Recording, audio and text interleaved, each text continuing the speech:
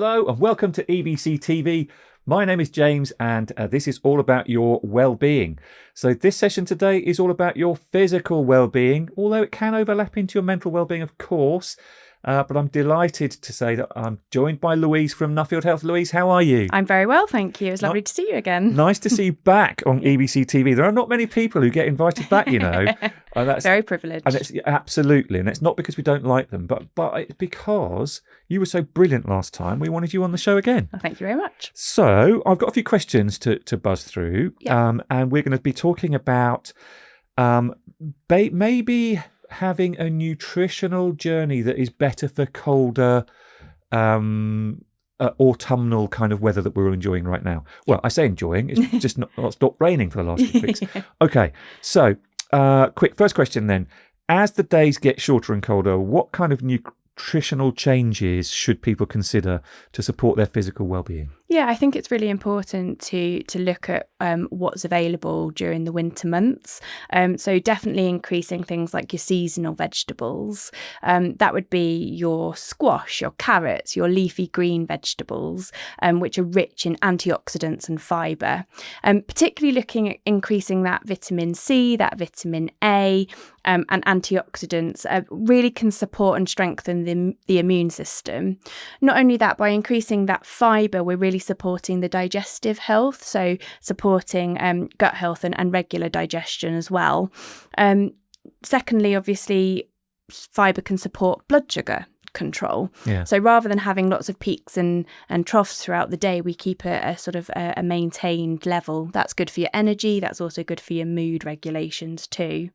And then lastly, not everybody's going to like this, but vegetables like Brussels sprouts, or your Swiss chard, rich in vitamin K, very good for the cardiovascular system, really helps with sort of reducing the risk of vascular calcification particularly. What is it about Brussels sprouts? What makes them... It's to do with the taste buds on the tongue. Research shows that if you've got a lot of taste buds at the tip of the tongue, that can make it taste sour and bitter to people. So that's why some people don't like them. Does that make you almost like a super taster? Is that what some... Well, I suppose so. Okay. Yeah. But especially if I was eating Brussels sprouts, and you know we're filming this in the latter half of the year, and Christmas adverts have already started on the TV. Yeah. Quite annoyingly. But Brussels sprouts are going to be a big thing for the next few months. Why are Brussels sprouts so good for us? What is it that they contain that's so great? They contain that vitamin K. So vitamin K is really good for our cardiovascular system. Okay. What are some of the most common signs that someone might be ignoring or unaware of a change to their physical health, even if they feel fine day to day? Yeah, I think it's really, really important, particularly, as you said, we're kind of reaching that seasonal flu and seasonal illness part of the year, but definitely looking at somebody who's getting lots and lots of minor illnesses, so one after the other, can be a real indicator that their physical health isn't actually as fine as maybe they're feeling.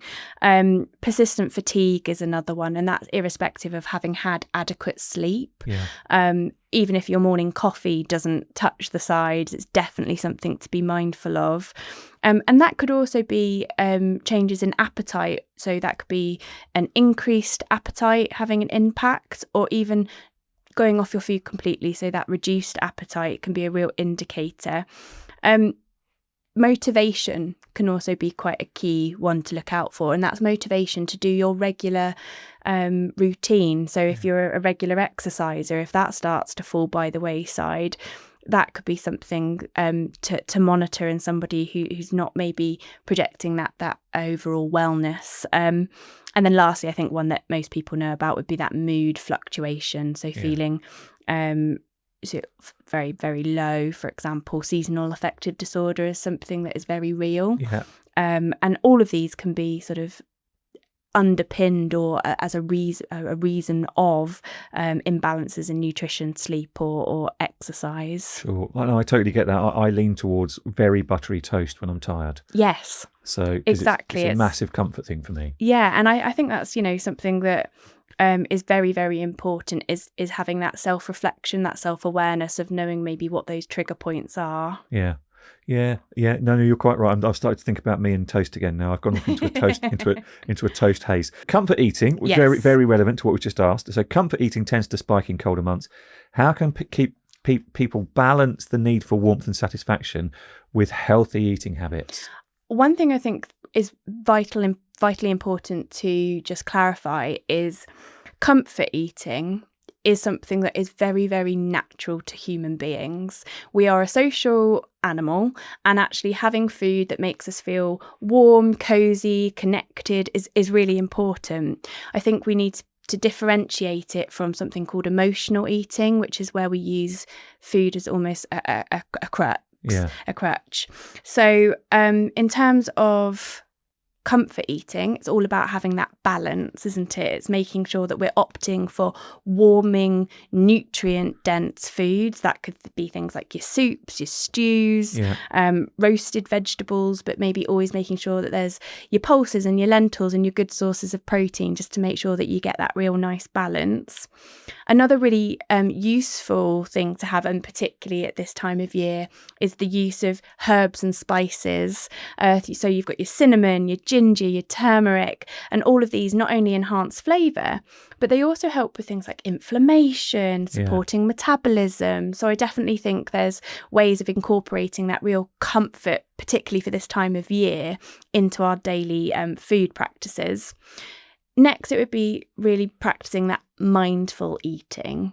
So yes, we get the comfort from the food that we're eating, but we should also be aware of that kind of environment that we're in, taking the time to actually taste our food, enjoy it, making sure that we've got that social aspect, I think, is absolutely key when it comes to that word comfort. So don't hoover it up. Exactly. Enjoy it and eat slowly. Yes, exactly. Really take the time to notice your hunger cues and the taste sensations, because that's just as much a part of comfort eating as actually the food that we're eating itself. You did catch me eating some EBC TV jelly beans you came in a minute ago. I did. And that was a bit of comfort eating for me because I was feeling a bit low.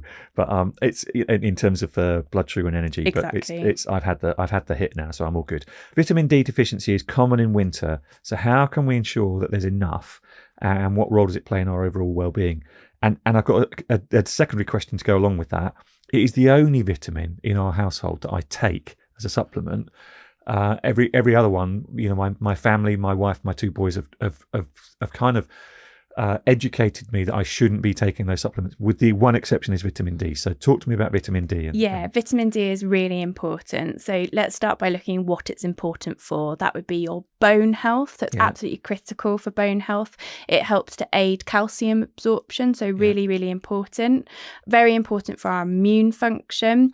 So it really helps to fight off infections. And lastly, it's very important in mood regulation. Again, as I mentioned before, it's kind of linked to that seasonal affective disorder, so known by the acronym SAD. To maintain adequate levels, I think definitely supplementation is one way to go about it. It's actually one of the things that we do recommend taking sort of between the months of October to May in this country. I've got it as a little gummy. It is like a little sweet every morning. I love it. There you go. And getting it into you whatever way, great that you're doing that, but about 10 micrograms is what's recommended. A little sort of factoid is that people with red hair actually produce more vitamin D. Do you actually? In a shorter time frame. So that's the MC1R gene mutation doing us a good thing. Exactly. We've got superpowers there. The other way that you can go about it is by increasing your vitamin D through your nutrition. So foods such as fatty fish, animal products like eggs, beef liver, for example. You can get it through fortified foods as well. So your cereals and dairy alternatives, a really good way to get that real range of vitamin D in. And then lastly, it's just about getting outside when possible. Sunshine. Yeah, and actually there's been some really interesting research done by the universities of Bath and Birmingham about vitamin D. And those people who complete sort of moderate to vigorous intensity exercise, irrespective of supplementation, can maintain healthy levels of the active form of vitamin D. Right. So yes, nutrition, supplementation, great, but actually keeping and maintaining a good exercise program can support your vitamin D levels. And is there vitamin D in Guinness? I don't Is know. it, or is it iron? I know it's iron. Is it iron? Right. I just was making that up on the spot there. Who knows?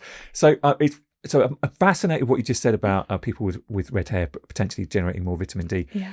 But also sunshine helping vitamin D. So we've got a lot of redheads in our family, and a little one, Lana, about this tall, she knows sun's out, ginger's in. Yeah.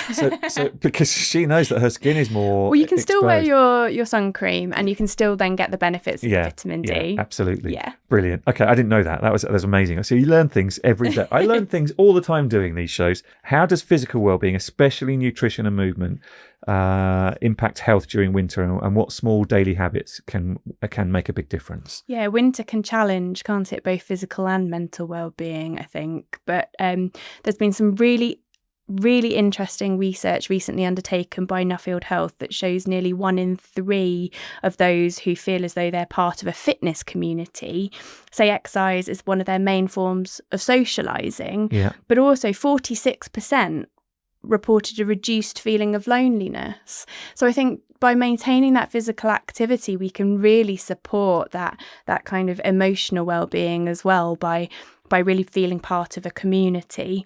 But nutrition as well, obviously, nutrition and movement supports immunity, so reducing that risk of seasonal illnesses.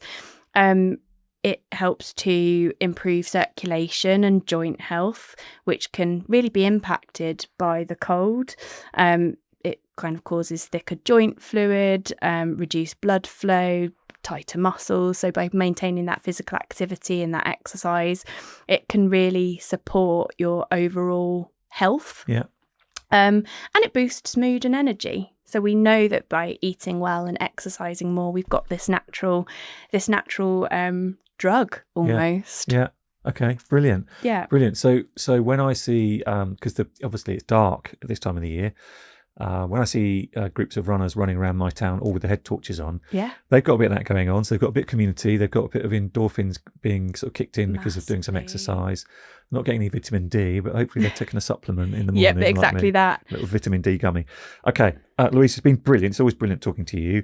What would be your top 3 tips for surviving winter for good physical well-being? So number 1 would always be prioritise nutrient-rich meals. Okay. So think colour, variety and warmth. No beige. No beige. It has a place, but really focusing on eating a rainbow and focusing on those natural sources of food. Ideally not. Yeah. And we're not saying everyone needs to be saints the whole year, but definitely if you can prioritise that colour, that nutrient rich food, it's going to do your body a world of good.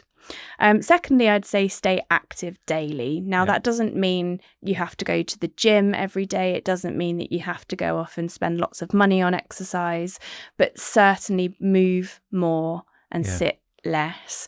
And we know that this makes an enormous amount of difference, and you can't out exercise a sedentary lifestyle. So it's not just about going to the gym once a week, twice a week. It's about moving throughout your day. And in winter, if you can make the most of getting outside, particularly when there is some sunshine, it's going to support your whole functional being. And then lastly, supplement smartly. We know that in this country, it is recommended to have vitamin D supplements and taking about 10 micrograms daily between October and May can support us with our health, mood, immunity. But we can also get it through, obviously, our natural sources with omega-3 fatty fish and our seasonal vegetables, etc. Brilliant. So your top 3 tips are get your nutrition right, keep moving, think about supplementing where you need to, especially this time of the year. Yes. That is phenomenal. When you came on the show last time, you also said, because we were talking about motion is being lotion, yes. Motion is lotion, And I remember you saying, look, if you're boiling the kettle, in the time it takes to boil the kettle, do 10 squats. Yes. But just move, keep moving. Yeah, and while you're brushing your teeth, could you do your stretches? Because we know that people need to keep their functional movement and their stretching. Your next posture is your best posture. So yeah, always trying to keep that movement as part of your daily well-being and your daily routine. Definitely a top tip. Louise, thank you so much for being on EBC TV yet again. So it's amazing to have your insights on talking about physical well-being. Stay safe and stay well yourself, and we'll see you again soon. Thank you very much. Thank you. Thanks.